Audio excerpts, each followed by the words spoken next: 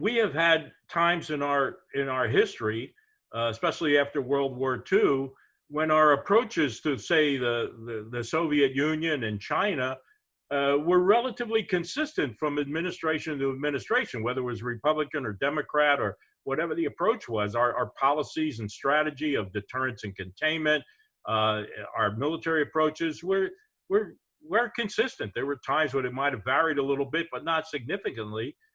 We've never created a true strategy or a significant policy position that could endure from administration to administration. For this part of the world, it's always been ad hoc in our approach. Just take something like the involvement in the Israeli-Palestinian dispute.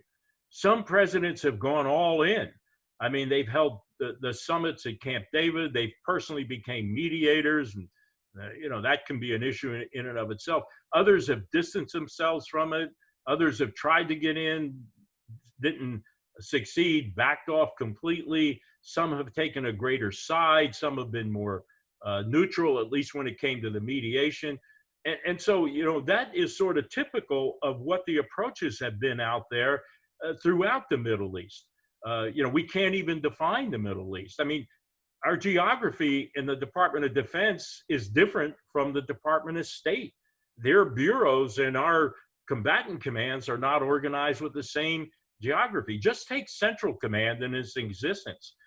From when it started out, East Africa was part of CENTCOM. And then Central Asia joined. Then East Africa went to the African Command. The Levant came in.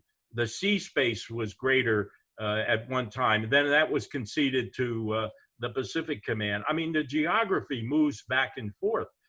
There was great debate as to what is central to the effort. When Carter created the RDJTF and Reagan created the Combatant Command, the Unified Command, the focus was on the Soviet Union.